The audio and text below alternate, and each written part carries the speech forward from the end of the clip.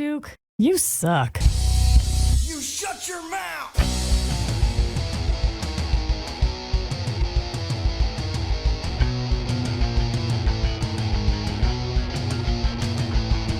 Welcome to the Duke You Suck podcast.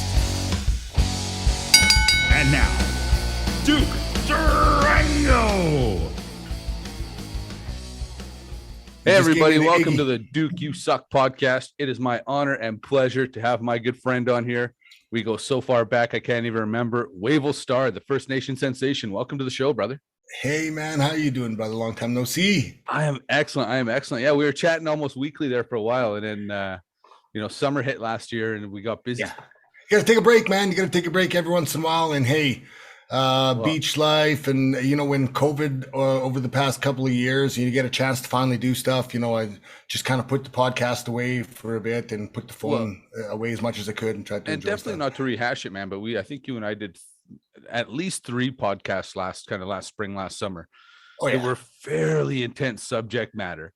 Oh yeah, and I know that definitely wasn't the only one you were doing. So a fella has to take time to decompress from that too. Yeah, for sure, man. It was really intense going through all of that, the residential school stuff that came out and around. That opened up a lot of old wounds, right? It sure did.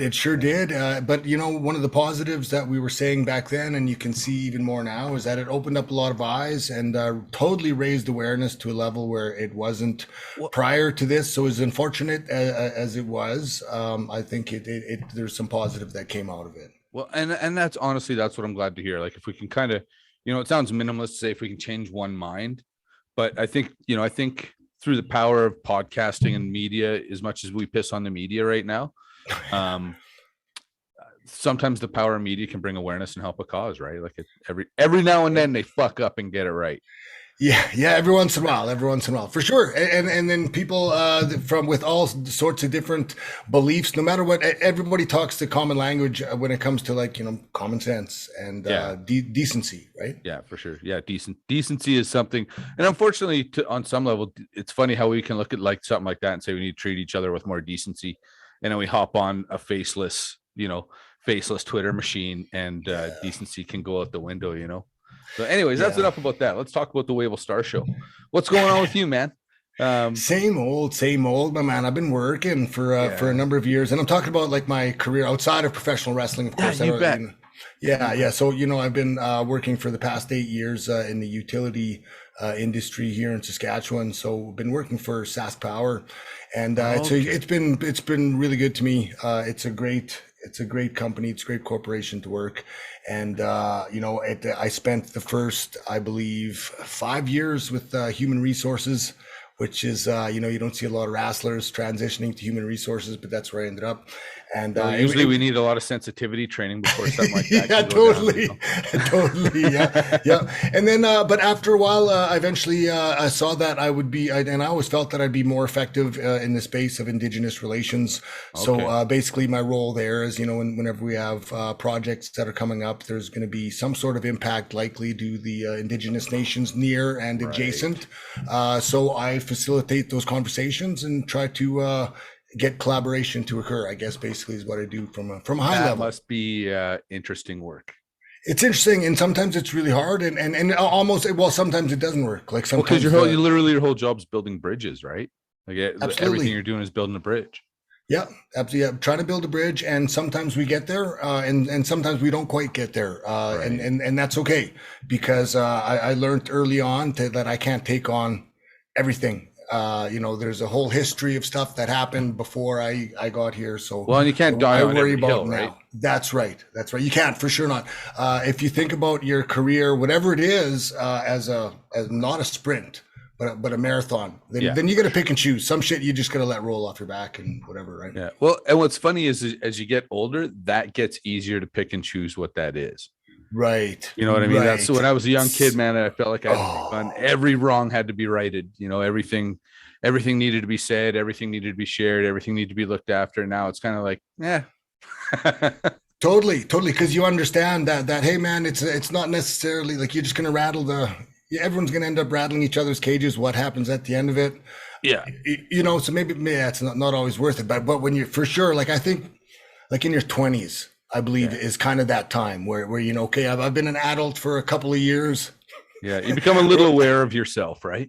Right. And then, you tend to be a little bit more aggressive or a little bit more vocal. I think, I believe I was. I took a lot shared more to way heart. too many opinions in my 20s. I have no problem saying that. Right. And I took way too much stuff to heart compared to now. Compared to now, where if I can hear something that's absolutely ridiculous, I'm okay. I'm not going to go try and change that. It's just like I can't be bothered by that.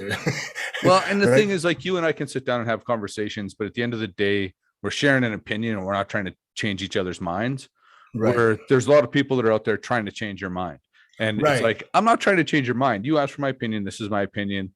I can agree or disagree with you and go have a beer with you at the end of the day. And I hope that's where we all can get to, For sure. As long as it's not something like immoral. Whatever, fair enough. Right. If you're talking about hanging out at playgrounds, we're not going to agree on that. Exactly. Right. You can't just let people have their own beliefs. So that's a big thing that's been harder as I've grown older, I think, is getting used to stepping in and saying things when it needs to be said.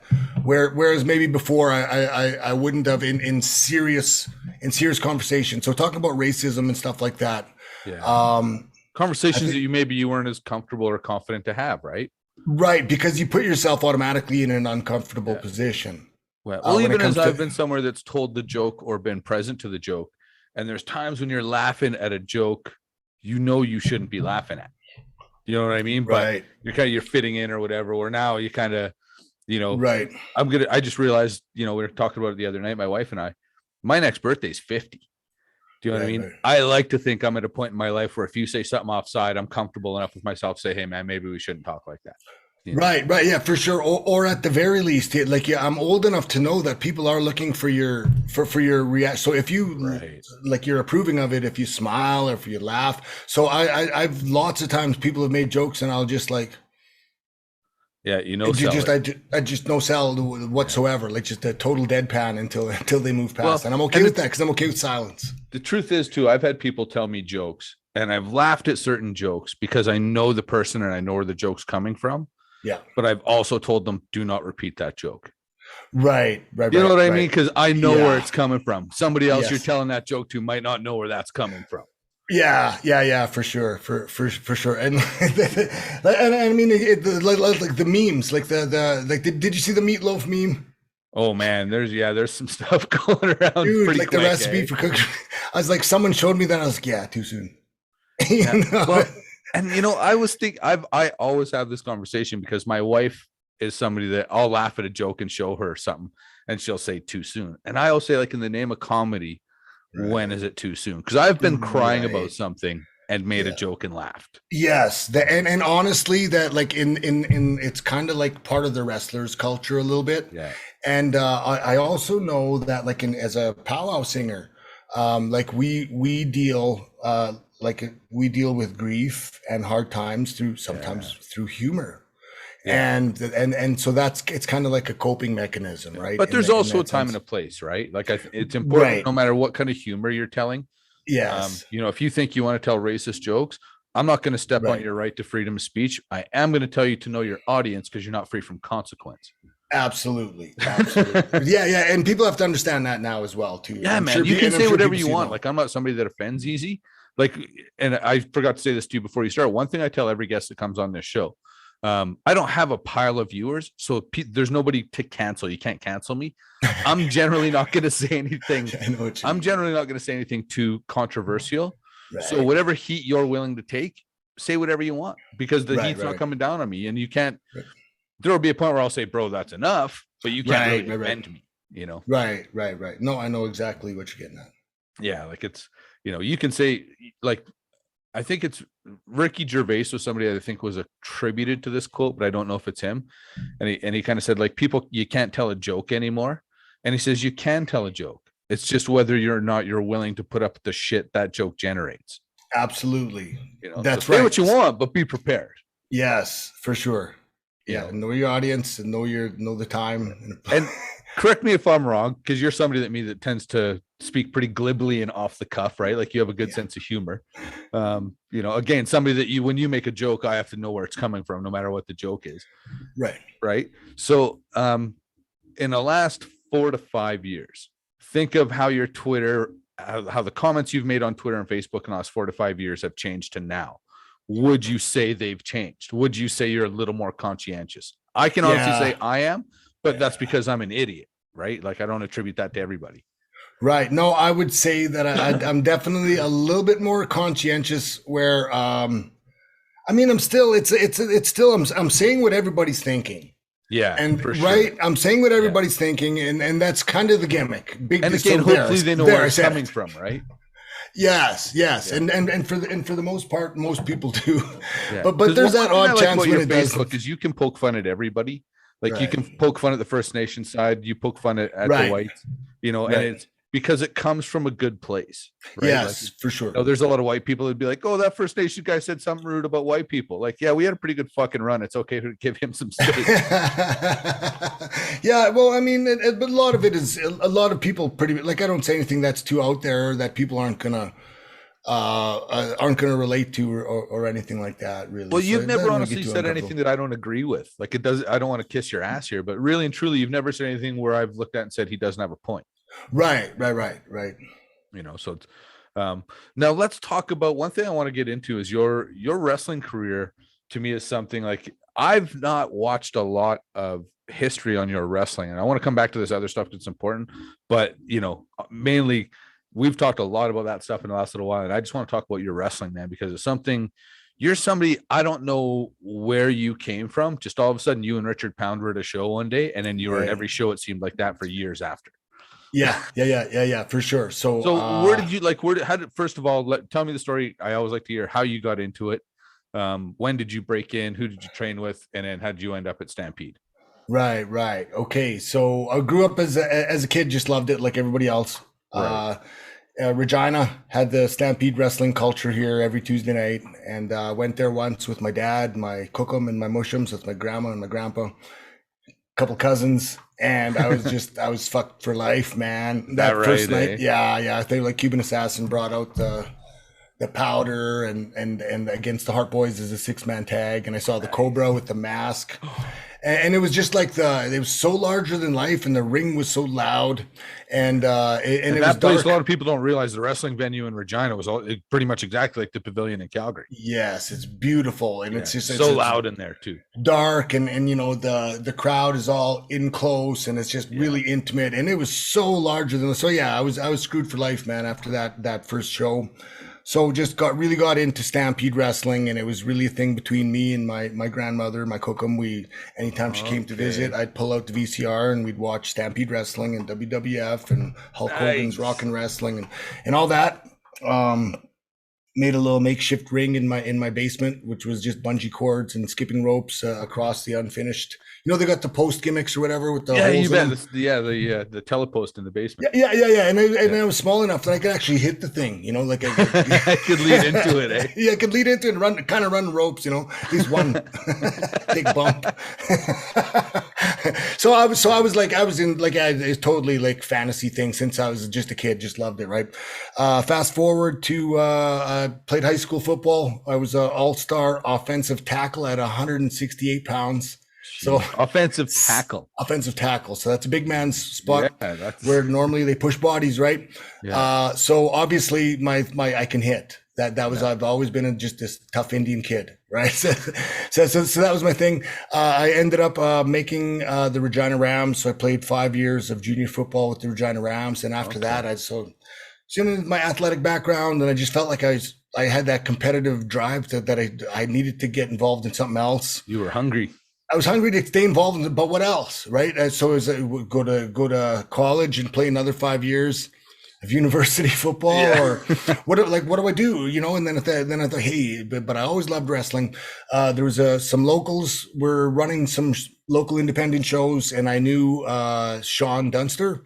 He was on the show, Massive Damage. Massive Damage. Yeah. So he went to Tom Collegiate. He graduated. There's a guy, I don't know if he gets his due, man. He trained a lot of guys. Oh yeah, for sure. And he's a Regina guy. He's a Yeah. Regina guy and a Tom Collegiate guy. So we went to the same school and Right. knew him from the weight rooms and stuff like that. So he kind of took me under his wing, and I started, doing security at the hardcore wrestling shows. They were called hardcore wrestling, setting up Okay. chairs and taking bumps before the shows. So the boys kind of taught me how to take bumps and run the ropes and Okay. So lock you're up. kind of trained by committee. Yeah, but yeah, for sure. And hanging around with Massive and a worker by the name of Mel McGee, the Dream Warrior Yeah, as I well. remember Mel. Yeah, so I was hanging around with those. I was the young guy, and they were the older big studs, right? And I'd hang around with them. We'd go to the gym, and I'd Mel was a learn. big bastard. Oh, they were both big, man. So it was good. So I hang around with those guys, and Massive got me booked with Tony Condello. So Okay. yeah. So first I had my first match with Wild West Wrestling in Regina.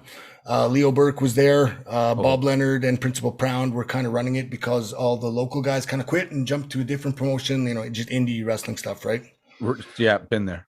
Yeah. So all those guys quit, and a spot opened up, and I was training with Principal Pound there, and so they put me in a match, and I had my first match there, and it felt natural. It was in Regina at the exhibition auditorium here for it was called Wild West Wrestling at that time. Right. But fast forward a little bit, Massive got me booked with Tony Condello for the Northern Roads tour. So so I got to go work up there in the tag matches. With For those of you that don't recognize Northern Roads Tour, that would be the actual name of the Northern Death Tour. The Northern Death Tour, yeah. So we went up there and was working with it was myself and the Dream Warrior, Mel McGee versus Chi Cruz and Massive Damage. Okay, So, and that's where you got to really know Cheech. yeah, and that's where I could You've learn how to spoken work. very, very highly of Chi Cruz. Yeah, Cheech in a sense taught me how to work, right? Because the boys taught me how to bump and do all the basics, right? All those the fundamentals. But you don't learn how to work until you're in front of a crowd. And he's a guy that honestly, in all of his career and all of my career, I can't believe I've never met Chi Cruz. Right. Yeah. Just maybe So at the weird. time because he'd kind of slowed down, I guess, by that time. Okay. But he really like I learned by being in the ring with him is like, wow, we haven't done very much for like 6 minutes, like physically, you know what I mean? Like we'd be working and doing stuff like a test of strength and a little bit of reverses here and there, and the crowd would be clapping or booing or the whole time. And I'm thinking, wow, we really haven't done too much. So I knew like that okay, this is timing. Learning timing and how to work, and it was easy. He made it very easy to learn that way. So I learned I learned early on that just basically how to do things more fluid and more natural, right? Right. And then after that was when I got booked to Stampede. So then I could say that I went there and got my degree, right? So you get from Bruce. Yeah, because you need bet. that, because you need to have a degree from Bruce. You want that pedigree, man. Yeah, at 100%. So with the combination of all of that, I felt I feel I have a pretty good background. Right. Yeah, man. That's a pretty strong foundation for sure. Yeah. Well, yeah, and you know what? One of the things that I regret about my career is there was a certain part of me that wrestling was always a business to me. So if I could make more money staying home, I always would. You know what I mean? Right. And we worked so many shows for Stampede. We never had to go anywhere else. We had so many. So for me to like take the time off work and go work the Death Tour was insanity. You know what I mean? For the money that was going to be made versus what I would lose, plus be away from my wife and the risk of being on the road up there. Yeah, that's the benefit of living in Calgary, man. That's but a you know what? At the living, same time, looking back, it's like, man, I should have done more of that shit too. And I should have took more pictures and wrote more stuff down. Right. You did miss out in a sense, like the camaraderie and the trips and stuff like that, and 100% crazy stories, and man, it's like I got lots of time on the road, but I didn't. That's a different thing out there. Yeah, for sure. And when I think back to some of the funnest times that I had traveling, honestly, it was kind of already after the point where the aspirations with WWE is kind of fizzled out, and but I was still working a strong indie schedule. Yeah, you weren't as anxious about it, right? No, because I wasn't. I was no longer trying to get booked as an extra, no longer bugging anybody. Yeah, just working indies and traveling, between Calgary, Edmonton. Well, the truth is that's and probably really when guys like us became leaders. Yeah, for sure. We weren't worried about our spots anymore. We were secure. Right, right, and then of course you just want to work in a good locker room. So do whatever Yeah. you can to contribute to ensuring that you have a good non-toxic locker room Yeah. because that can Yeah, that's happen one and thing nobody we were likes always that, pretty right? lucky. Hey, like we always had really good, like I've only like the only time I've ever been in a weird locker room, and I don't know if you were around there then, but around 2013 when I came back to PWA for a while there, the locker room was really weird. It was like this faction of kind of the old dungeon guys or Stampede guys. Yeah, Then there was like a Lance Storm group and an Edmonton guys group. right, And it was a right. By that really this time, weird click, and it took probably, and it had nothing to do with me. I don't want to come across like, oh, I fixed the locker room, but right. it took probably, it was about 6 months to a year before it kind of sort of mellowed out a bit. It was an interesting dynamic because coming from where we all trained at the same place by the trained guy, it was a different Yeah, thing to walk into, you know.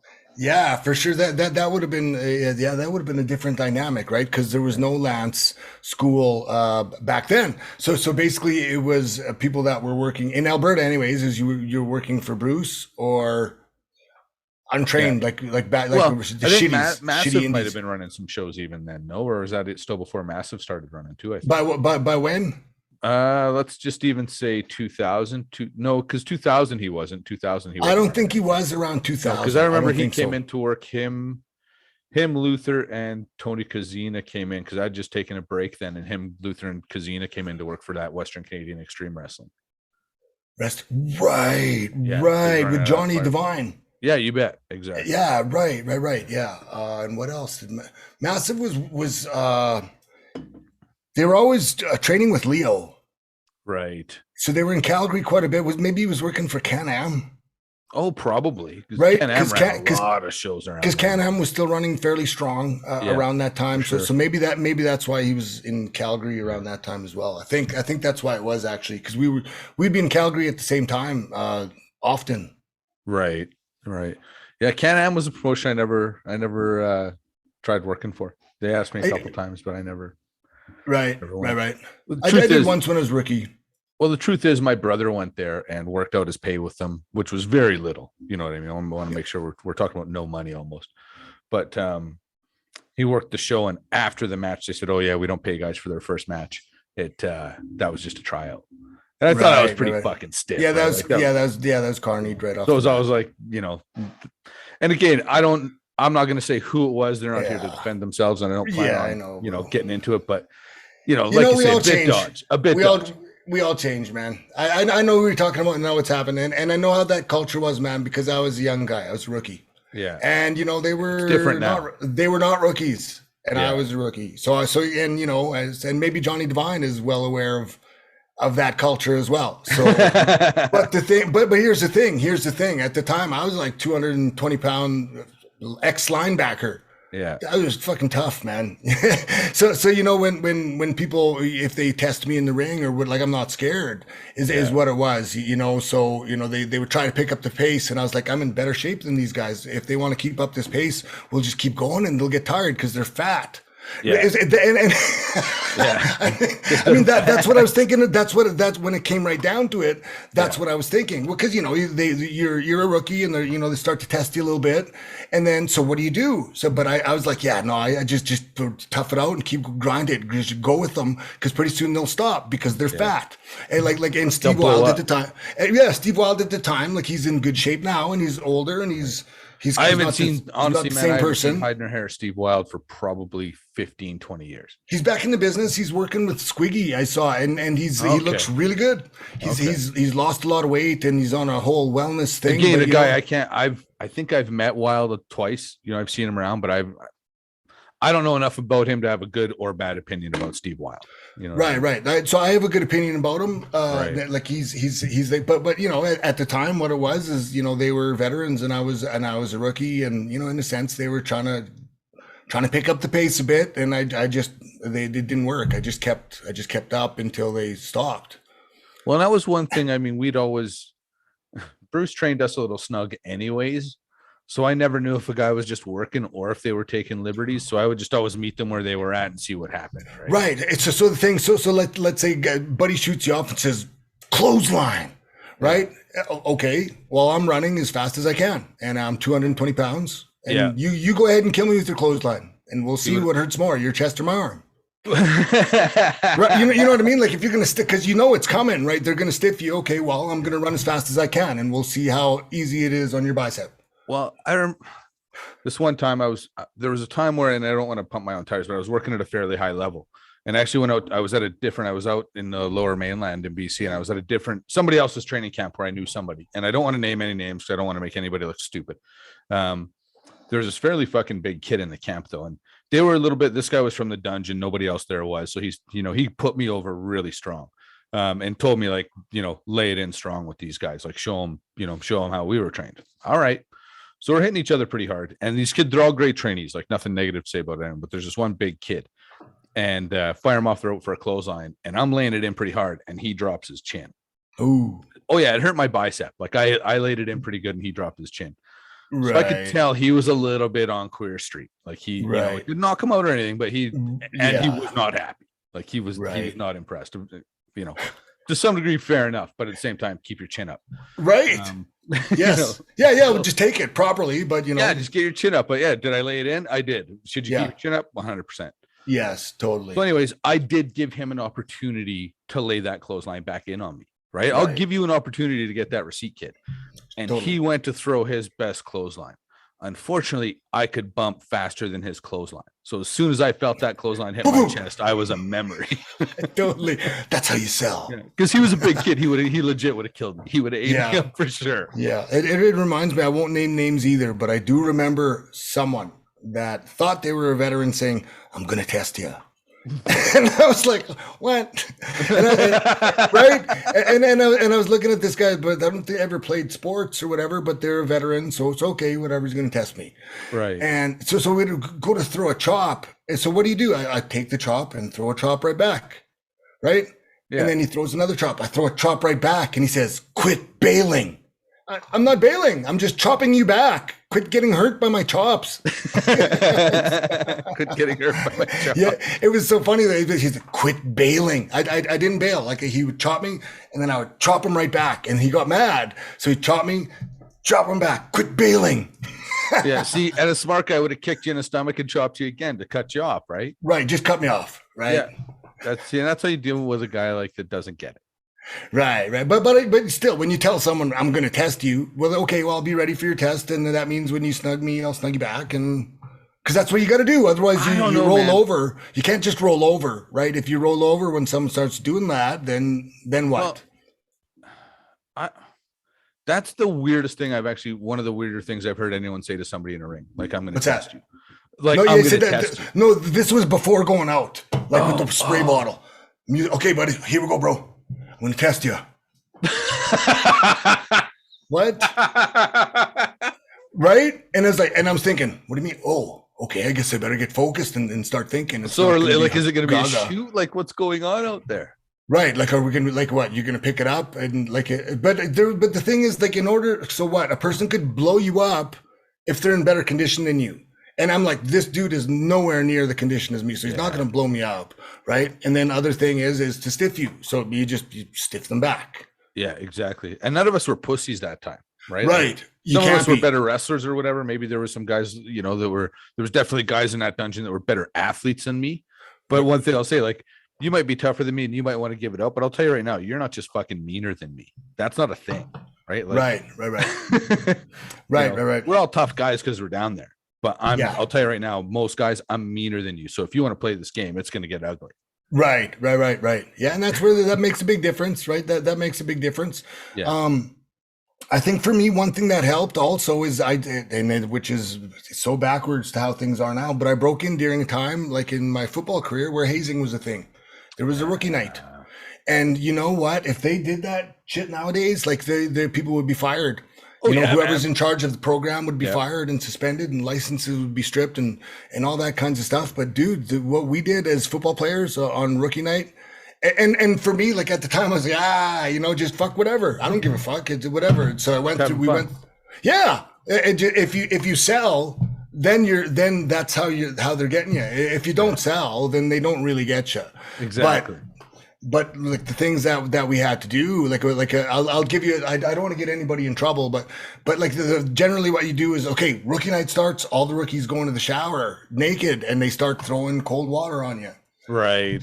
So, so right away you're thinking, like this is military kind of. This is some mean bullshit. But whatever. So, but I remember us. But I remember people. Here's the thing, Wavell. All people see in that is the act. All people see is like, oh, they threw cold water on those poor young boys, and that's true. That's a fact that did happen.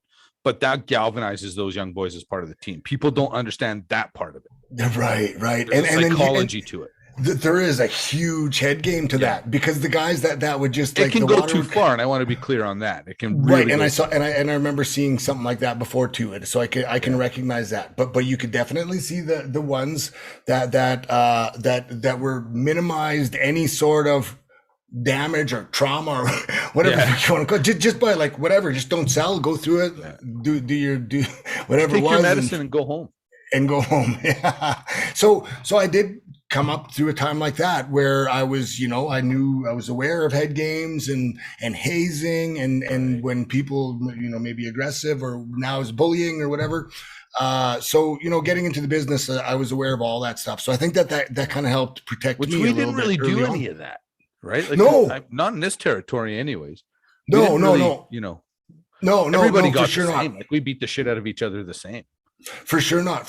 But as you travel and you maybe advance, there's some locker rooms you go into or dressing rooms you go into a little bit more competitive and a little bit more head games. I filled some guys' shoes with shaving cream. I did some shit like that. I sliced up the odd shoelace, but I was also good enough. It was later in my career when I travel with spare shoelaces. Right. So then I would gimmick a guy's laces, and then when they fell apart, I would at least give him another lace. Right. Right. But I would know something like, oh, what kind of dick cut your shoelace like that, man? Here you go, kid. Here's right. But the whole thing is, so I may not have necessarily went through that kind of thing with wrestling, but when these slight head games would go on where people would kind of try to haze you by whatever it is, turning it on or testing you or whatever it is, it didn't get through to me the way it was intended to. I got through all that. Right. Well, and I remember, some guys would say things to me when I was young, like, oh, you wouldn't want to try that with, they had training camps or whatever. Like, oh, you wouldn't want to try that with any of my guys. Like, man, I'll fuck your guys up. Like I had a pretty big attitude. Yeah, right. Yeah, I know we all did, man. And that's what that was the common bond, man. Everybody had it. Everybody had it. Like we were all pretty hungry. We're all pretty aggressive. A lot of alpha males, right? I was just saying, a lot of angry testosterone in those rooms, right? Like angry young men. For sure. Yeah, absolutely. Yeah. And just like you said, up here, like this is, a lot of it is up there. And look at me, a kid grew up in Prince Albert, and Saskatoon. Honestly, man, I went to Prince Albert once for the National Wrestling Championships as amateur wrestling. And that was, hats off, because that was one of the dodgiest places I've ever been in. Like, yeah, there's a lot of crime. Actually, North Battleford is known as Crime Town, and that's here in Saskatchewan. So that has like the highest rate, but Prince Albert is also pretty bad. But you know what? I don't remember it being bad growing up. I loved growing up there. It was fun. That's funny. That's what people say about the Northeast and Calgary. Oh, the Northeast of Calgary is so bad. My wife and I both grew up there, and I don't remember it being that bad. Right. And PA, the hockey culture was incredible. And I grew up in a hockey culture, man. I grew up in a hockey rink and I loved it. And that's how we made friends. And seriously, like that's how we all got this. Well, it keeps you out of trouble, man. People don't understand that. That's what sports A teach you about life. B, they keep you out of trouble. Absolutely. Totally. And keep you focused, teach you a lot of stuff, and especially when you get into like elite programs, when you get into those, that they're teaching you basically how to succeed at anything, right? Where now it's football or hockey or wrestling or whatever it is, but it could apply to whatever it is. Well, and working as a team and adversity and not always winning and not always getting your way and having to deal with people you don't like. Totally. Having to get along with people you don't like. Because when you're talking 22 guys on a hockey roster, I'm pretty sure 22 alpha males, legit, especially when you get to the higher ends of hockey. Not all of those guys are besties off the ice. No, for sure not. Especially when they're competing, especially when they've been the element of money. Yeah, for sure. And that's why I think it's really important. Like, without wrestling, I didn't have the greatest home environment. And it's not because my parents didn't love us. It was just, kind of the way things were. But at the same time, without my wrestling coaches and without the structure of sports, I probably would be in a much different position today. Yeah. And I credit a lot of that to sports and my wife for sure. But definitely learning, having to go on a wrestling mat. I wasn't very good when I was young. So having to go on a wrestling mat, shake the referee's hand, shake an opponent's hand, get your ass handed to you. Yeah. Shake the guy's hand for doing so. Shake the ref's hand for calling the pin. Then go shake his coach's hand for training him to kick your ass that bad. Then go back and shake your coach's hand with your head down because you just lost again. Yeah. That's humbling. Humble. Yeah, humble pie, man. Humble pie. And for me, it was football. Tom Collegiate here in high school, everything was about football. And we had a really, really good coach that really instilled in us. He and I still go by it. Anything worth doing is worth doing right. Yes. And that makes sense, right? Like if it's when you decide if you're going to do something, if you have time to do it properly, then maybe, and if not, then fuck no, right? Well, sometimes you don't have time to go back and do it right the second time. That's right. Yeah, right. So it makes sense, more efficient. Yeah.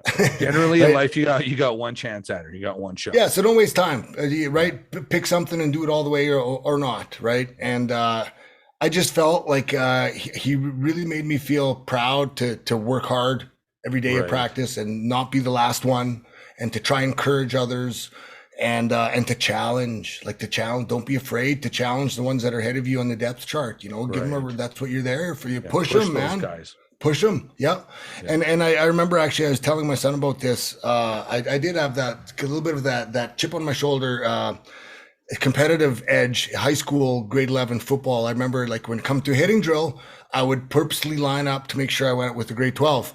Because I said, today I'm going to make an example of a grade 12. Right. I'm going to pancake someone in grade 12 in front of everybody. So I just try and get in line and line up with it and make sure that I got in line with the grade 12. And because you can see, I can see it in your face. You understand what was going on in my mind, right? Because you're like, I'm only 168 pounds. Nobody thinks I can do this. Who's getting it? Right. Who's getting it? You're getting it, big boy.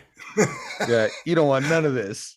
Totally. Yeah. But you get it right. Like, you totally know what I mean, man. The thing is, I was the youngest of three boys, and I chummed around with my brothers.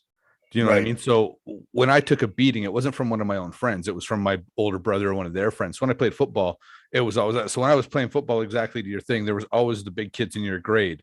I was never looking at them. It was always like, when I was in grade 1, I fought that kid in grade 3, I was always looking at the next bigger, because that's who my brothers were. That's who I competed against. That's right. To me, I always kind of laugh at people when they'd fight somebody their own size. I always thought that was weird. Well, fight up. Here's the thing too. Yeah. Fight up, because there's the two things that can happen, right? Like so if you don't win the fight, then you're kind of fucked, right? Yeah. Well, that's why you don't want to be a bully, right? Because win, lose, or draw, you look like a dick. Always, no matter what. So you're bullying a guy that's probably smaller than you. So if you win, that big deal, you're a bully. You beat a kid smaller than you. But if you lose, man, you're a bully and you got your ass kicked by a guy smaller than you, and nothing's worse than that. Right. And you hear stories of that it just like it messes with people, right? The people that have been infamous bullies, they get it back once or whatever, and they're not the same after. Actually, and I can't remember the people's names, and I bet there's probably somebody out there that could recount the story I'm about to tell better than I am. Stu Hart told me a story about this referee in Montreal. And apparently was a fairly tough guy, but nobody knew because he was the referee. Nice. And one of the boys got out of hand with him in the locker room, and the guy was a headliner at the time. Yeah. And apparently this referee just ruined this guy's day, just wrecked him in the locker room. Wow. And it kind of got around pretty quick. You know what I mean? And I always thought, like, just because the guy's the referee, don't assume, you know what I mean? Like, never. And it goes through life, right? Like, people mouth off to somebody in their cars, like, man, you never know who's in that car. Yeah. Oh, for sure. You never, and nowadays too, like with this mixed martial arts. Yeah. Like you never know. Like there could be a skinny short guy that could just break you in half or, whatever, tie you in a knot. Well, watch your toes, because I'm going to name drop. But years ago when MMA first got big, when like Rich Franklin and Chuck Liddell were world champions, right in that era. Yeah. They were at a show in Calgary, and one of our friends was working the door and got us in, kind of got us on the floor for the show. And we had an opportunity to meet Rich Franklin and Chuck Liddell. And I'm telling you right now, Chuck Liddell had a crazy look in his eye. Like if you seen him on the street, you'd kind of like, oh, okay, I probably shouldn't fool around with that guy. Okay. Yeah. But if you seen Rich Franklin walking down the street, you'd be like, why is this accountant bothering me? Serious? Oh yeah, man. He looked just as unassuming as anybody you'd want to see. Yeah. So you got to be careful, man. These people, because you never know. It's like, man, you never know. This guy, he was wearing a pink shirt with a popped collar. Right. Just wreck you. right? Yeah. You could be in a bad mood and just overstep your boundaries. Flip off because the you wrong think, guy at the stop sign or whatever, and that's your day. Yeah. Yeah. So you got to be careful, right? And I've definitely caught myself a few times. Oh, I'm an idiot. Like I'll be the Me first too, one to bro. Me concede too. that. Like and anybody that's watching that's ever seen me drive, I apologize because I'm a sweetheart for some reason until I get around 360 degrees of glass. Dude, I don't get it. Yeah. No, I could think of. I don't like it when people try to like exiting onto onto the fucking highway. Yeah, an emerge gimmick, and someone threatening like they're gonna pass on the outside, and I was not going slow. I was going like the regular pace. Yeah, right. Like such a big hurry. Yeah. So whatever it was, he was right up there. So I tapped my brakes. Uh-oh. I tapped my brakes and then I go slow, right? And he really had to the old brake check. Yeah. And then I seen him, he was like kind of looking out his thing, and right away I just like put my arm out the window, and it's out there, and I'm freaking out, and I'm like, right, and I'm thinking, big old baggy forearm sticking out the window. Yeah. And I'm thinking, whoa, I don't know who I just. Well, and the other thing is, it's somebody like yourself too that's in, kind of the job you have. You never know when that's a prospective client or customer, and that's why I always say, like, you never know who's in that car. Yeah, right? For sure. What if you you apply for your dream job and you walk in and there's that guy. And I've heard that story actually, where somebody steals a parking spot, F's somebody off, and goes in, and it's the guy he's getting interviewed by that day. Oh, right. So yeah. I'm going to try and quick this story. I want to say it was Paul Castellano, this old mobster. He was a godfather in New York, and him and his wife were driving in his car. Some kids cut them off and gave him the finger. Yeah. So he gets the license plate number. In the middle of the night, these kids get pulled out of their beds and brought to this guy's house. And he doesn't do anything to me. He says, "Do you know who I am?" And of course they don't. So he tells them who he is and tells them what happens to people that would normally give him the finger, and told him, don't do things like that because you know who's in that car. Right. Do you know what I mean? Like, and that's that, do I do things like that? I have, and probably will do it again. I don't want to come across the wrong way, but man, at least I feel bad. I went on to say sorry, fuck you, but sorry. Right. But so yeah, it still happens. It's happened like a couple of times over the past, 5 years, which is still, I'm at 48 years old. That's the last bastion of the old me, though. To be honest with you, that's the last bastion of the old me where I'd get all ragey and mad. That doesn't really happen anymore unless I'm driving. And it's I'm still working on it. Yeah, well, that could be big accidents, right? Like there's a lot at stake. It's not like someone stealing your parking spot at Walmart, whatever. Yeah. I'll go park farther away. Big deal. I always park at the back anyway. Same here. Because I don't mind to take a walk, and I don't like to be close to everybody, or no need for you to be smashing my car with your doors, you lazy bastard. Totally. I'll save the ones at the front for the ones that if they're physically unable to or out of shape, they can have it. Go ahead. Yeah, or they enjoy having their doors smacked, or their car smacked by the other doors.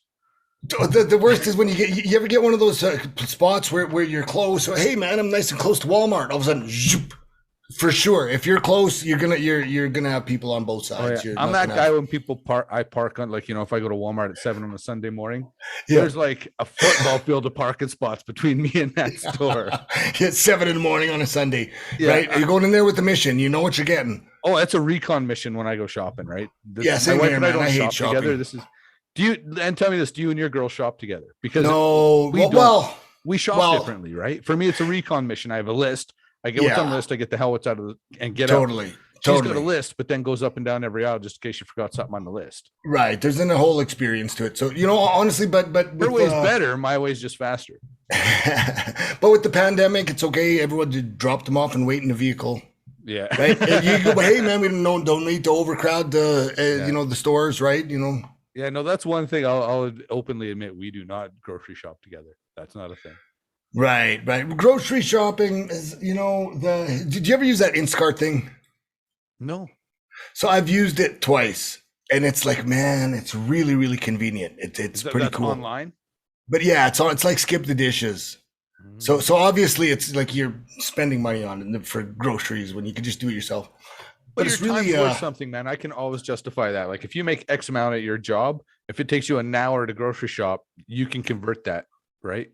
that's right. Absolutely. Like if it means, like I've done it before where I had to travel the next day. So, I kind of have stuff to do around. I don't like, I like to Yeah. tidy up and get all that stuff. So that's going to take me an hour out of my day, whereas I can just boom, boom, do it like that and just let them bring it whenever. Right. Yeah, man. So, No, I yeah. get it. Yeah. So efficient. Yeah. Well, But yeah, there's a other than reason that, Jeff Bezos made so much money in the last couple of years, right? yeah.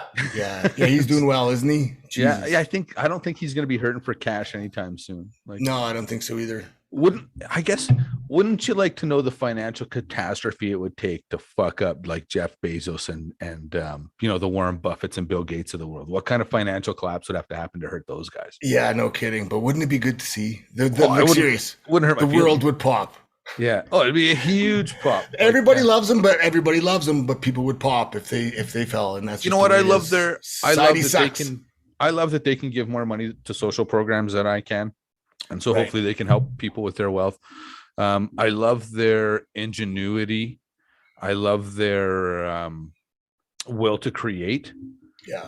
but that's kind of where it ends for me. Yeah. There's some weirder aspects in terms of globalization and taking over the world and Well, and it's always where's the healthy line between taxing a guy that has literally enough money that you and I and our entire family tree could live on it for at least 4 or 5 generations if we lived modestly, no kidding. versus taxing that guy to a point where it takes away the incentive to create. Right. That's Yeah. where I don't understand. Like I don't know where that tipping point is. Yeah, me neither, because I'm not anywhere near that. And these are the things like when you hear people say, well, just tax Bill Gates more. I don't disagree with that in principle. But is there a point where we tax Bill Gates too much where we stop there from being a Bill Gates? Because look at what Bill Gates has done for our lives. Right. But I don't know, man. I think these guys know how to get around all that kind of stuff. Oh, fuck yeah. Like they've got, they got smart people. Well, I mean, they have offshore money. Like the money I always say, like, that's just the money you know about. That's, right. Right. Yeah, totally. You're right. You don't know. And the other thing is I'm also very realistic is, I don't know any billionaires personally. I know of a lot of billionaires, obviously, but I don't know any personally. But me neither. I think if you look at most billionaires, a lot of them, there would be the optic that at some point they fuck somebody over to get that money. Right. Like for instance, the assumption. Well, for instance, Bill Gates created Windows working for Apple and then left Apple and had Windows. And he told the guys at Apple numerous times to copyright their work, and they didn't because it was a different time back then. Yeah. So he essentially took the stuff, he created it, but it was under their, what's what I'm looking for, intellectual property. Right. So he took it, but they couldn't sue him because they didn't copyright anything. And I think they did sue him and didn't win. Right. So did he create it? He did. But the way he left and started Microsoft could be looked at as nefarious on a lot of levels, I guess. Yeah. If someone fact check me, by all means, sketchy. Comment and fact check that, but I'm pretty sure that's yeah, but generally to get there, someone has to do some dastardly deeds, or at least step on some people. At the very least, manipulate and maybe step on some people. Yeah. Well, even you look at the electrical wars, right? With between, excuse me, like the Edisons, Teslas, and Westburns, right? There was a lot of patent and idea stealing going on back and forth then for all the glory. Yeah, for sure. Well, there's only so much that can go around, right? Yeah, for sure. All right. So I want to talk about wrestling some more.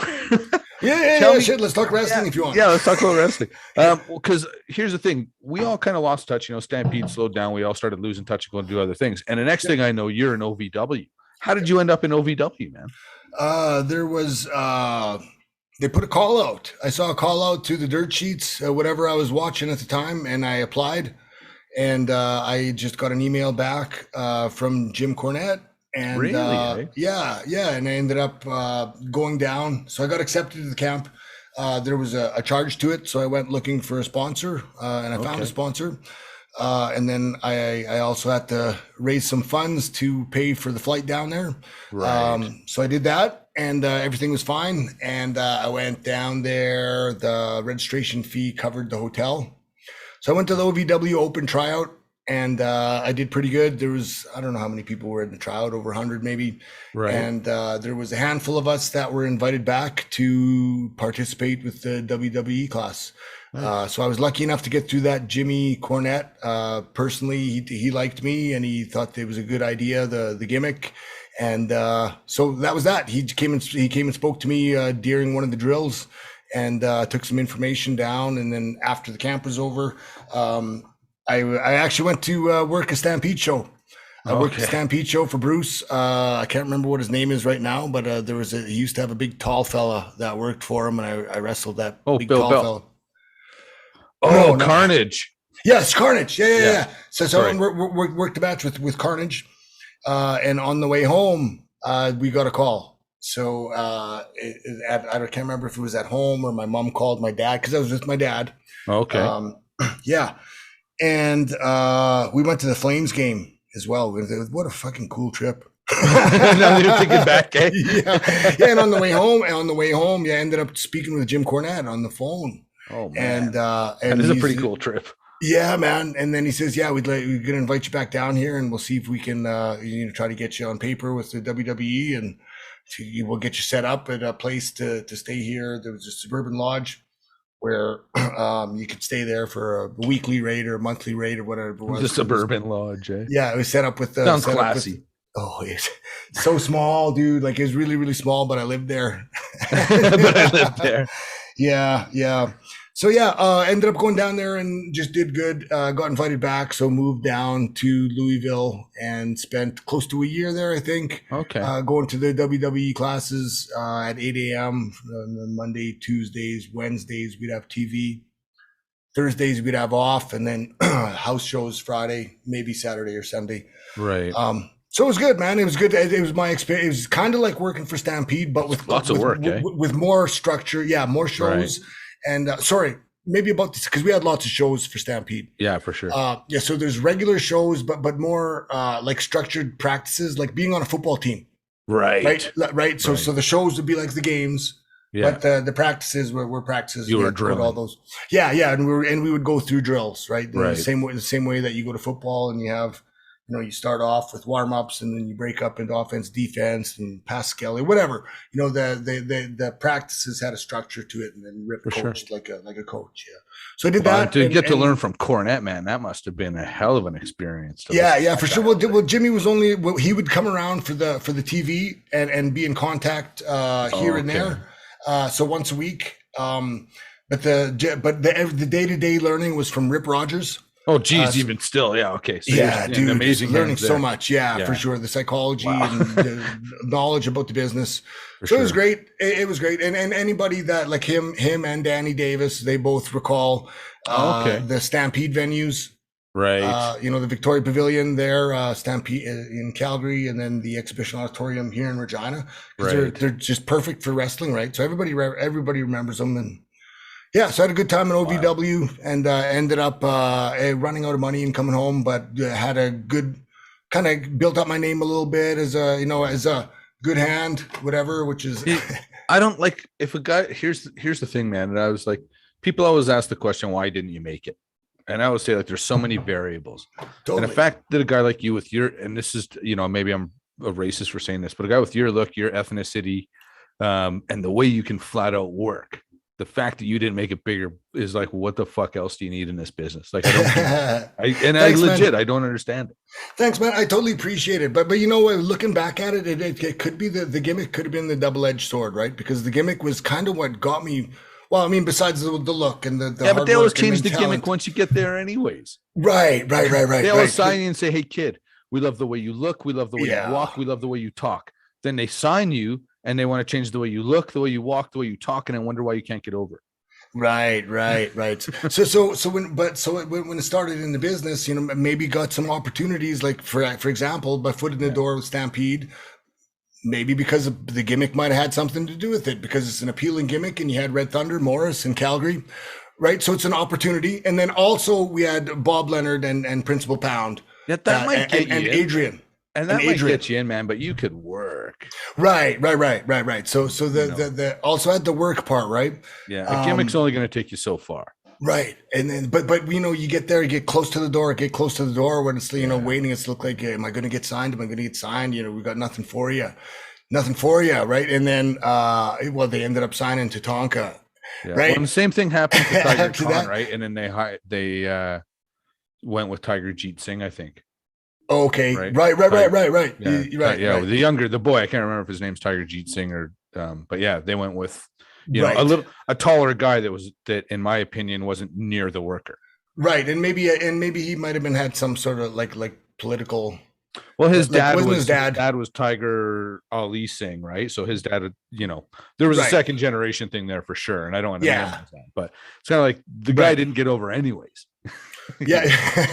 No, he totally didn't. I heard Yeah. he didn't have a very easy run there either. Like, just wasn't a good fit for the No. dressing room or locker room, whatever. Well, and I just think it's hard. I mean, people think because you get there, you've made it, and people don't understand when you get there, that's when the fucking work starts.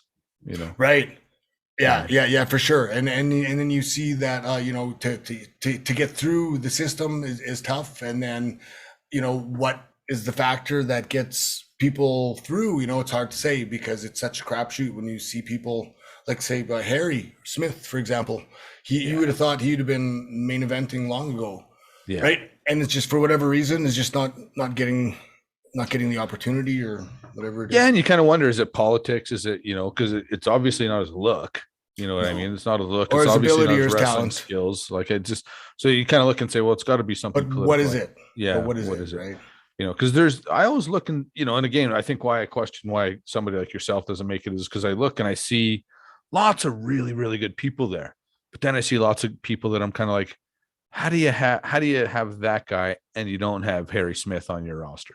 Right. You know what right, I mean? right. And maybe that there's lots of opportunities like that where there's people that just kind of came out of nowhere off the indies that just didn't really look like anybody special. Like, you've seen like dozens of them in indie locker rooms all over the place, and they just, for whatever reason, they get their opportunity and right place, right time, and away in and out, yeah, and away they go. But I did notice that like of my buddies, the ones that did make it like through the system and get their shot, with the vignettes and the push and all that stuff when they first come out, is a lot of them looked not very happy. I haven't seen them for 6 months or whatever, and then you see them at a show and they just run down, all dressed up but run down and looking tired. And I think the happy. schedule, man, that schedule is murder, right? Yes. Like, people don't like.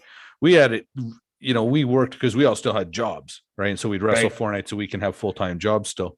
Yes. So that was what was hard for us.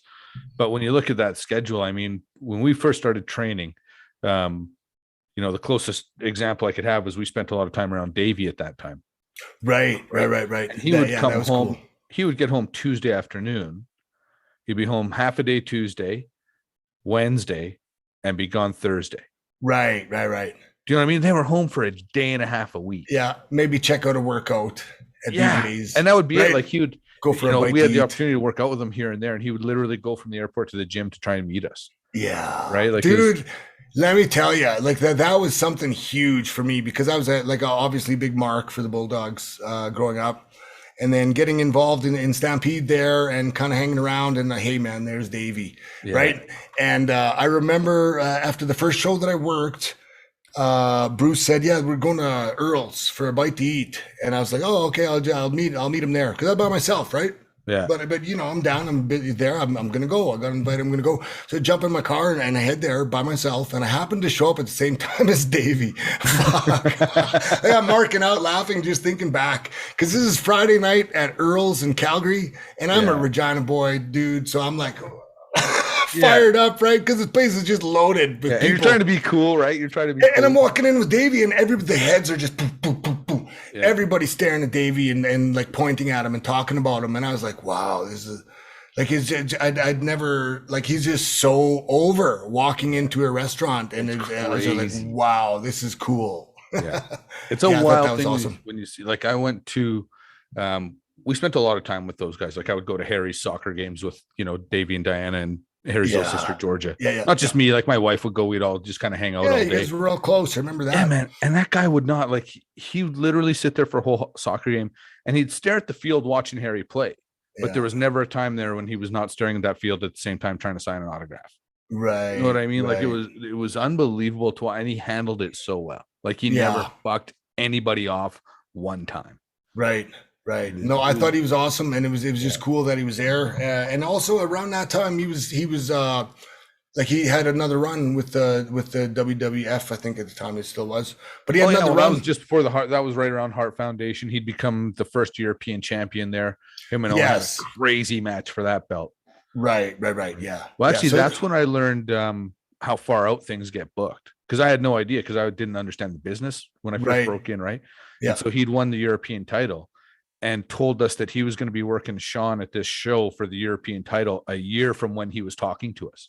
Really. And So yeah, and it's then a all year laid later, out. he ended up dropping that belt to Sean at whatever that venue was in Britain, Wow. right? Which So was only because they Sean booked wouldn't that put him for over him. because Sean was a dick back then. Right, right. Yeah, yeah. No, that's cool that you guys would have had that, but because you guys would have hung around with them and seen them all the time, right? And I was Well, at the gym at the same time with them. I thought that was pretty cool too. how people don't realize either. Did you watch him work out? Like how fucking strong was that guy? Oh, dude, whatever it was, 100, 150s, 140s, the dumbbells, like he just, Yeah, those huge dumbbells at yeah, BJ's. he's wearing a purple, like those bodybuilding tracksuits, right? The pants and the sweaters, Right. and yeah, yeah, and he just grabbed his big ass dumbbells, dude. They were just like, Yeah, he was those just throwing them 150. around. Strong, man, so strong, eh? Yeah, he was a freak. And the thing Yeah. is, like, thank goodness, because thank goodness he was such a nice guy. Because if he was Yeah. that big and a bad person, that'd be bad. Yeah, I kind of feel sorry for that person that in Calgary. Didn't he like he belly to belly like threw somebody at a I've heard intersection or something? variations of that story. The story I heard was, I'm not going to bore you with the whole thing. There was a particular person standing around them, smashing glasses on the floor. Okay. And I actually know the guy. He's somebody that in a roundabout way, I just happen to know as well, just because Okay. you know some of the same people when you know certain people. Yeah, man. So anyways, I knew of this guy, not that we were friends or anything, but I knew of him and could see him doing something like this. Like he was just, Right. it was just kind of guy he was. And apparently what had happened is there was an altercation and the guy grabbed Davey. Davey grabbed him like a front face lock. They slipped in the glass and Davey fell on him. That's the story I heard. I'm not, that's Right. Fly on the wall. That's the story I heard. Right, right. Well, that's sure not how the media portrayed it or how it got out to everybody else, right? They made it sound No, like and it never is. And I know there were some people, some guys within the business that actually testified against Davey in that Really? trial. Yeah. Yeah. And it Really? yeah. It unfortunately didn't do a lot for their career. That's right. I did know that. And I think, okay, yeah, no, I knew that because I'm thinking back. Yeah, this is all the Calgary stuff. Yeah. Who was it? All the Calgary. I think I knew who one of them is. Yeah. Yeah. It doesn't matter. Doesn't matter. Yeah. We should probably edit that out. Yeah, maybe. Yeah, we're too young. Well, I don't want to sue anybody. That's their shit. That's their shit. That's not us, right? Yeah, no, and I just don't. That's not our anybody. shit, man. But yeah, the story that, like you say, the story that was portrayed in the media and the story that I was told how that story went down were and very, very different things. And the truth is, if I thought it was something completely outlandish, I would honestly say so. But the story that I got told and the way the circumstances went, like, I could totally see that actually happening. Right. Right. Like, yeah, I can. Like, who smashes glasses on the floor of the bar? If you know this guy, he would fucking do that. Oh yeah, I could think of a few. As soon as you said that, I was like, I know like half a dozen people right off the top of my head I thought of that would totally do that. Yeah. So but that's the wild thing about this business is half the time the stories are way better than the actual shit that went down. Like. Yeah, well, because fights don't generally last very long, especially the locker room stuff. I saw Kurt Angle and Eddie. I was there for that fight. I think it was. Can't remember where it was. Yeah, but I was there, and but it was like it was over really, really fast, right? Like it was like a really loud ruckus, and hey, and then got pulled apart, right? Right. But you could see the guys like that fighting because no matter what, someone's getting fucking hurt. Oh, and there's emotion and like the energy in the air, man. You're like when you heard that, like when I heard that, I was like, whoa, like you knew something was going on, like something big.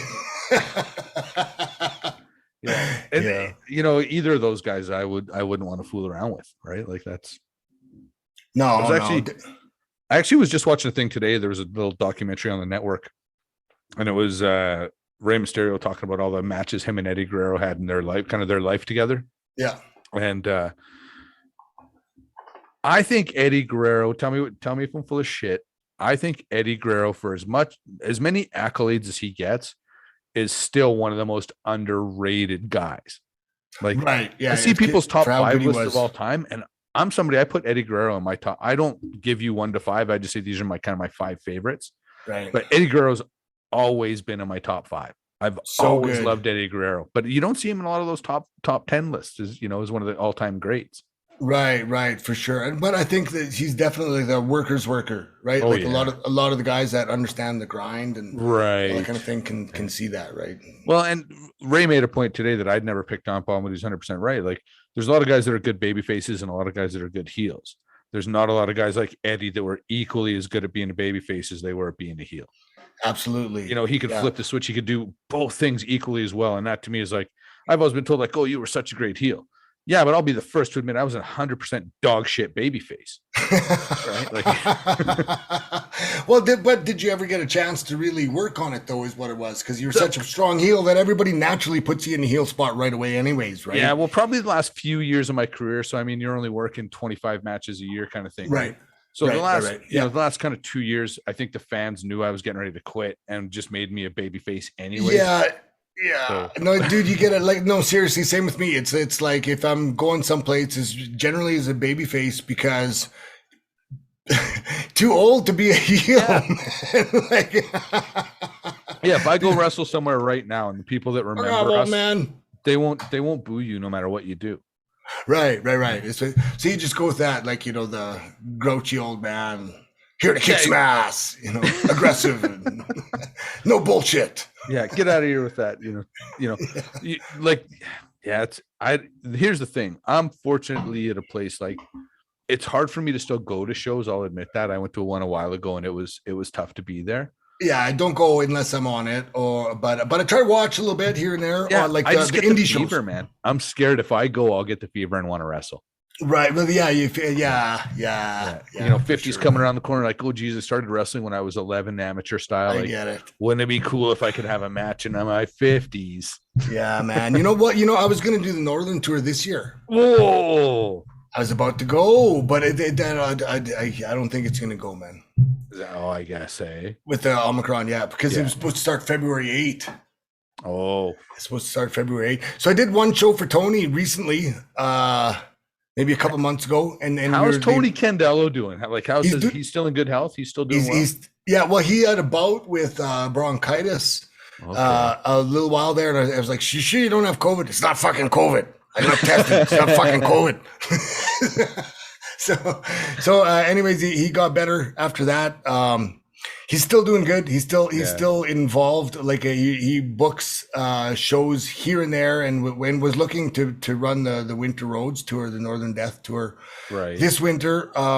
With there was actually potentially going to be a documentary that they were looking to put on CBC North, and I've been in touch with the producers. We've already done a couple of pre-interviews. Okay, kind of preparing for it. That should be something that does get documented. Yeah, That's a for piece sure. of Canadian wrestling history, that tour. Yeah, so we already started having a couple of conversations, but it doesn't look like the tour. I don't think it's going to happen, man. I think it's, and I don't think it should now. You know what I mean? Like hey man, I want to go and all that kind of stuff, but maybe it should not go on right now. If there's the thing is that too tour much is going into places where there's not a lot of infrastructure. So if one of you guys brings something in there or catches something there, it's not, it can be bad for everybody. Absolutely on that for sure, on the pandemic side, right? And then I never ever thought about it before, but like at my age, like people rip biceps and tear hamstrings and Achilles. Yep. And those are like, if you're like, you really need to be able to get to hospital. Well, you got to get there. I hate to say that I haven't thought about it. Just going, and not only that, do you got a surgeon that can put it back together? Right. So I'd be lying if I said that I never thought about that. Like, what happens if these are things you don't think of when you're 25? No, you don't care. Fuck it. You figure it out when you're there. You don't even think you're going to tear a muscle. That's not a thing. No. But now it's like I understand. I tear them all the time. Yeah. Well, yeah. I got what feels like to be a half a golf ball in my hip because I tore a hip flexor years ago. Really? Yeah. How did it roll up? Like, no, it's just I felt a pop. And it was literally, I can tell you when I did it, but it was, I felt the pop, the adrenaline of the match. I didn't notice it. And probably, man, 6 months later, my groin was sore and swollen to the point I actually thought I had a lump on one of my testicles. Okay. So I went to the doctor and he checked it all out. And funny story, because his hands were real cold. So he's checking my testicles and I kind of squirm because his hands are freezing. Yeah. And he goes, "Are you okay?" And I go, "I'm a little uncomfortable." He goes, "Well, how do you think I feel?" So, that's a good one. Fair enough. Yeah. But anyways, yeah. So he So it was on the inside? No, he thought I had a sprained groin. Okay. So then I went to my physiotherapist and he could put his finger in a gap in my hip flexors. And he said, "This is torn. And now all this is scar tissue and muscle built up around it to support that tear." Oh, okay. So whereabouts, like on your hip? Like imagine like right where your hip bone points out. Yeah. About an inch in towards the middle, about an inch and a half in. Oh, and you just felt like a tweak? Yeah, I just felt the pop. Yeah, I know the pop. I know because I had one up here. And, yeah, I had one. It's a bicep though. It's like I never thought anything of it until like 6 months later. Right, and so was it all bruised up? No bruise or nothing. Literally, man, it didn't bother me for the longest time, and all of a sudden it was like I can't even walk. Wow. Yeah. So that you tore your hip flexor, and it just kind of the scar tissue. Took a long time to get bad, but yeah, the guy just said, like all this muscle around here, this is scar tissue. You can't get surgery to fix this. There's too much scar tissue. Like just leave it. So do you just gotta stretch? Yeah, I really gotta stretch. Like if I sneeze, it feels like I have a hernia sometimes. Right. Speaking of hernia, I've had 2 hernia surgeries. Are you serious? Yeah. Belly button hernias. All you guys get on me about not lifted weights. Look at all your injuries from lifted weights. Yeah. Absolutely. Yeah. Pile the weightlifting on with the wrestling. Holy shit. Yeah. The first one was like a few inches above the belly button, where I had the knot sticking out or whatever. So I went and got the mesh put in. And then, 4 years later, maybe it just then it was my actual belly button came out. Like my innie turned to an outie. You look like a turkey when it's finished and that little thing pops out. Yeah. And I didn't even, I seriously, I didn't notice it happening until one day I looked at my pictures and I was like, whoa, I got an outie. Fuck. So, and again, it didn't hurt, like nothing you felt. Nothing. No, they didn't hurt at all. There's no discomfort, no pain. Really? I just don't like how it looks. Right. So I went back and I got that one fixed. So my Audi is now an innie, but you can see the fucking screens now because they can't just leave that first screen in there. They have to go in and take that out and now put in like a bigger screen because there's 2 holes. Right. Oh, so you just got one super mesh. So yeah, but you can see that fucking thing. Like say if I'm planking. Well, try to eat a fucking cheeseburger. Maybe you're not so lean and then you can't see it. No, but like say if I was like planking, right. it would look you can actually see the edges of it, kind of thing. Yeah, kind of. Yeah. So you're a freak, I don't know, man. Wavell. Yeah. Hey, fucking RoboCop over there with his. It looks okay from straight on, though. You know. That's what you just tell people because you're so proud of your 6-pack. Like, yeah, steel mesh abs. Yeah. For sure. No, it's definitely one big steel mesh in there. I'm glad I never got one of those other ones. Like a couple of who did Slammer, maybe one of like the ball hernias where they get one in the groin. Well, and that's what I thought I had, honestly. Right, you thought you had that, but it was just scar tissue. Yeah, and again, my hip was bothering me, and I have a really good massage therapist called Rebecca C.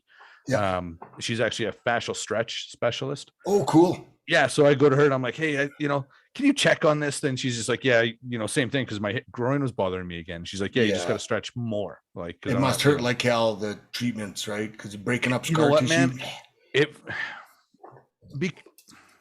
Here's the thing. I don't know about you, but after spending most of my adult life in one way or another getting stretched or doing high impact sport, I don't mind pain. So there's a point where when it feels like your skin's peeling, that kind of pain gets to me. But like the pain of like my hip pushing out of the socket doesn't bother me. Right. Or a massage, especially if you know that it's for good. I know there's going to be relief. As soon as she lets go, it's going to feel so good. So I'll just tell her, push it until you think it's going to break and then let off. Yeah. Like my massage therapist, Laura Orman, I feel like she could flatten my whole calf with her thumb. And she does sometimes. And I'm like, you know what I mean? But it's my mouth because just watered when you said that. Yeah, well, you know what I mean, like halfway up, right? That she just puts her thumbs in there and pushes, and it just kills, man. It feels like seriously like it's getting flattened, but it works. Well, if there's any advice I can give the young workers, you know what I mean? Like yeah, okay, there's lots of stuff about ring work and psychology and blah blah blah, but if there's any, it's self-care. Yeah, like, see your pliable, stay chiropractor, see your pliable. massage therapist, see your physiotherapist as much as you can afford to where possible. Yes. Because these are the guys that are they're gonna elongate your careers. Yeah, for sure. Mobility. That definitely, because I never worried about mobility. Now I worry about it all the time now. Right. Well, and that's one thing, fortunately, I've kind of always stretched. Like, it sounds funny, but I always, I stand up and put my socks on one foot at a time and, stretch my hips out and stuff. Cause just those little things. So you hear about old people at a young age, I worked at a place where there was a lot of old people.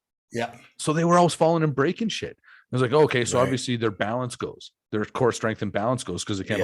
So those are the things I try and focus on. Right. Because if you don't use it, you lose it for sure. Stay flexible and strong.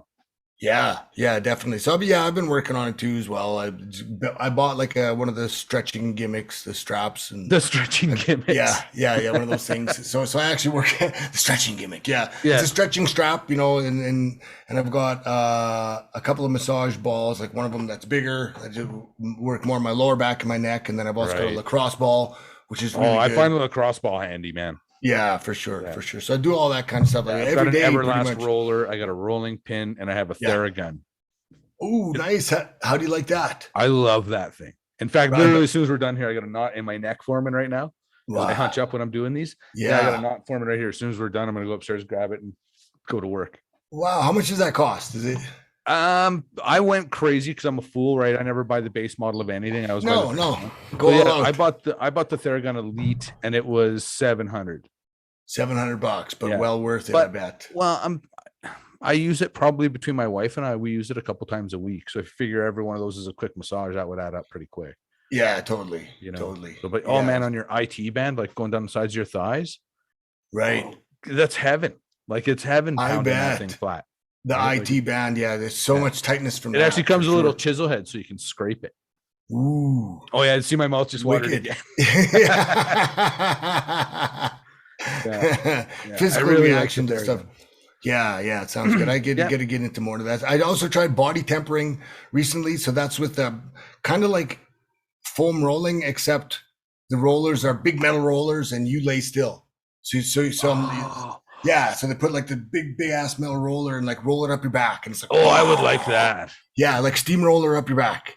Or they lay them on the back of your hamstrings, and they just lay there, and it's good, man. It's good. I have to get back and try that as well. Yeah, I would see, and that's all. You like, try everything and find what works, right? If it doesn't work, move on to the next thing. Yeah. So I tried acupuncture one. I didn't like acupuncture. I like acupuncture. I don't like. There's something called dry needling. The idea behind dry needling, it's like having a acupuncture needle and a clicky pen. So if, like, let's say you have a bad trap or something, they'll literally go along and like 50 needles, bam, bam, bam, bam, bam, bam, bam, bam. It hurts so bad. Then you leave and the muscle contracts. Right. So the rest of the day, it's actually still uncomfortable. And then the idea is they create maximum contraction for maximum relaxation. But I never got the maximum relaxation part from it. Right. The one time that I got it, I felt agitated. Yeah. After, like my headspace, like I just felt kind of grouchy or. Yeah, well, I just looked at my physiotherapist and I was literally like, what the actual fuck was that? Like, seriously. Let's try have candid conversations, him and I. Let's go back to the massages. Yeah, that was better. Dog shit. Yeah, no, he's one of those guys. I have a great physiotherapist. His name's Richard Merritt out of Lifemark on 130th Avenue in Calgary here. I've been seeing, here's the thing, when you find good people, see them, right? Like, I've been seeing the same physiotherapist since 2005. Same massage therapist since 2005. Actually, well, Rebecca I just started seeing, but I started seeing Rebecca because the therapist I've been seeing since 2005 said, and her name's Josie Rehnquist. She said, go see this lady, Rebecca. She can help you. Right, because they get the continuity. They know a little bit of your history. And they work in the same clinic. And she said, there's certain things I can do for you, certain things I can't. This lady will help you with those things. So it's fantastic, man. And keep those people, stay loyal to those relationships, and they'll look after you forever. Yeah, for sure. And it's so important, right? Like, this is your body. It's literally, once that breaks down, like you're fucked, right? So do your best to think longevity for everything. Well, look at every worker, what breaks down: knees, neck, back. Yeah. The odd shoulder for sure, but knees, neck, back. Yeah, knees, neck, back for sure. How are your knees? You getting any knee surgeries yet? Well, I tore my ACL in 2014, so I had that repaired. it bothers me sometimes. I actually gave out last week for the first time ever. I was walking up the stairs behind me here, and it gave me a little bit of a how she do. They're grindy, but overall not like my knees are probably, I take elk velvet capsules or like elk antler. Yep. And it's ground up in capsules, and I take those, and I find that does wonders for my neck and joints, my neck, lower back, and it takes the inflammation away from my knees. But they just grind like crazy. Right. I'm lucky that I've never tore anything in the knees, but they're like, I can feel, like you say, when they do a leg press, and when I start going to where it's heavier on that first rep, it's like it shakes on the way down. Right. Right until you get those first couple reps and it settles in, and then it gets smooth. But that first one is always. Yeah. Well, what I find, and this is, I mean, probably on me for not doing enough squats or whatever, right? So I own whatever physical ailments I have, but sitting in the chair I'm in now, I'm a little bit higher, so my legs aren't as bent. But if I'm in like a low sitting restaurant chair, it's embarrassing for me to get up in a restaurant, because it takes me about 20 steps to actually not like I wobble for the first 10 or 20 steps. Yeah. And once it's warm, I'm fine. I'm walking as normal as anybody else. But then first or 20 steps, I look like a complete asshole. Yes, or you know what I do, to try carrying a cup of coffee that doesn't have a lid, and you realize that it's pouring on your pants. It's like, because you're walking like the fucking robot, right? Yeah. I did that. That was just recently. I'm walking, good morning. And I look, and my fucking coffee is on my pants, right? Yeah. And I'm like, okay, I got to pay attention until I warm up, I'm not moving pretty smooth. Those fluid knee motions are gone, right? Yeah. No, it's the hips for me, man, for sure. Oh, is that, well, yeah, for me, it's the hips, man. The other morning, I mean, for the most part, I live in what I'll call reasonable comfort, right? Like, I'm not in pain. I'm just sometimes uncomfortable. Right. But the other morning I got out of bed and I was up before my wife, which is a rare thing. So I was trying to get up without waking her up to try and let her sleep in. And I get out of the bed, look over, she's still sleeping. My foot hits the floor. And as soon as my weight goes up on my leg, my foot cracks, my ankle cracks, and my knee cracks. And she's instantly, why are you getting out of bed? Yeah. Sounds like you're walking over dry branches. Yeah. Why is someone chewing celery beside us? Yeah, totally. Yeah, same here, man. There's no sneaking around in the dark, because you're hearing the ankles and the knees cracking. Well, you know what, man? People say like, oh, was it worth it? Yeah, it was. I have a friend who feels sorry for me, and I get mad at her, and I say, never feel sorry for me. I made a choice, and I would do it again. Like, yeah, for sure. If I said I regretted it, that's one thing, but I don't regret anything I've ever done. Yeah, me neither. Yeah, me neither. I honestly, I just feel like I knew this was happening, that it was gonna come eventually, and it didn't deter me from it, and I'm okay with it, and I don't regret. Well, my friend's dad, he's somebody I knew since I was 9 years old, so I've been a friend of their family forever, and his dad had both knees replaced. He was a finishing carpenter. Right. Like, and he loved it. Don't get me wrong. He blew his knees out doing what he loved. He enjoyed that. I worked for him for a little while. He loved doing that. But it doesn't matter what you do. There's no victimless crime here. Everything hurts. Yeah, for sure. As you age, things go, and that's just all there is to it, man. Repetitive motions cause injury. Yeah, yeah, for sure. But it's also a good thing, right? Like, you're talking repetitive motions, like, good habits, your circadian rhythms are getting like, are you an early riser as you're getting older? Yeah, well, I mean, I get up when I'm working. I wake up at 4 for work. Right. If people are like, what do you mean you're up at 7 on a Saturday? Well, that's a sleep in. Yeah. Even now I'm off work for the winter, and I'll stay up till 12 o'clock, 1 o'clock in the morning, but I'm still out of bed by 7. Right. Same here. Yeah. I just like, it's I'm at like a 4 a.m., 5 a.m. sort of a guy. So I just, as I've grown older, I find that I like to get up earlier, and I go to bed a little bit earlier, but that's really important. And I'm so old, I like to have coffee and stare outside. So do I. Oh, I love that. Seriously, people wonder why I like I get up early, and I don't always rush to the gym. Sometimes I just get up early so I can have extra time to have coffee and relax before work. Just chill. Yeah. Just have time, and I'll make time for that. Right. Yeah. All right. I want to talk about, I've been coveting the hat you're wearing. Let's talk about your new apparel there, Wavell 306 and the Wavell Starr hat. What's going on? Yeah. Where can I get these items? Yeah. So there's a local business here called the 306, and Andrew Hinks is the businessman that runs it. And he was the one that put together the Wavell 306 shirts. And he also was the one responsible for the Wavell Starr hats.